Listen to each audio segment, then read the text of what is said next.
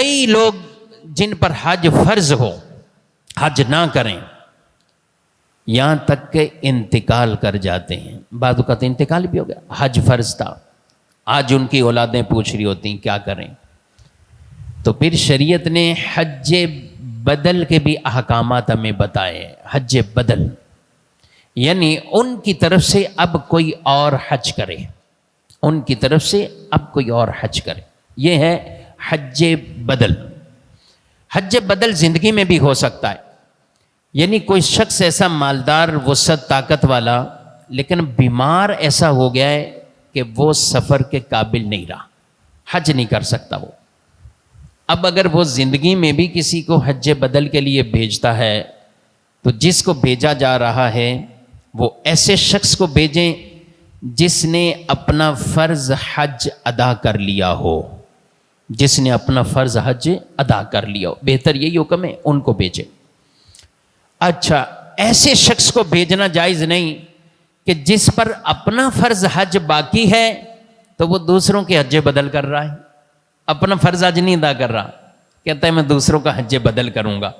اس کے لیے جائز نہیں ہے، بھیجنے والے کے لیے بھی جائز نہیں کہ وہ اس کو بھیجے.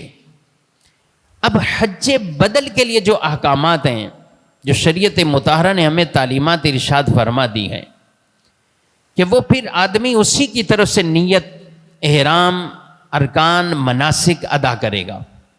یعنی یہ سب چیزیں اسی کی طرف، اس کی نیتیں اور اس کے باقاعدہ احکامات ہیں. یہ ہے زندگی میں اگر کوئی ایسا بیمار ہوا نہیں جا سکتا تو حج بدل کرو.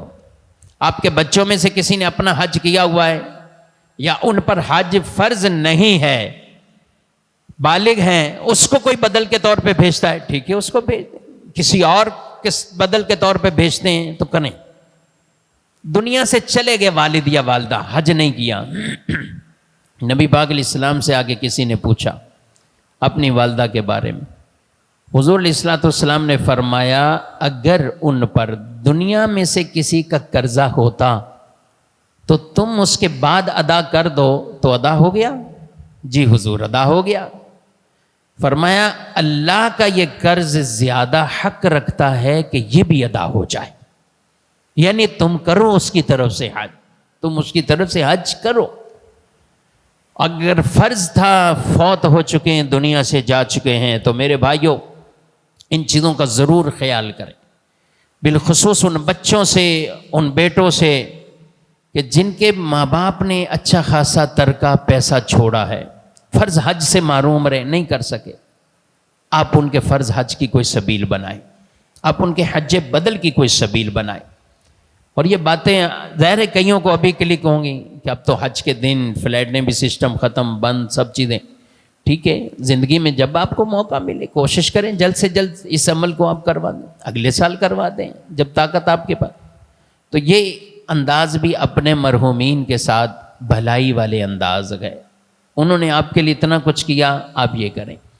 اچھا، تیسری پھر آخری صورت یہ کہ فرض حج ادا کر چکے تھے، اب بھی اگر کوئی حج اصالِ ثواب کے لیے کرتا ہے تو یہ بھی جائز ہے. اس میں بھی کوئی ممانعت والی بات نہیں کہ کوئی ایک حج کسی کی طرف سے کروائے، 2 حج کروا دے، 3 حج کروا دے. ٹھیک ہے، یہ بھی ایک ثواب کے کام ہے، لیکن یہ شریعت میں اس پر لازم یوں کسی طرح نہیں ہے کہ وہ یہ عمل کرے. وہ اصالِ ثواب ہے، کسی طرح بھی وہ اصالِ ثواب کرتا رہے.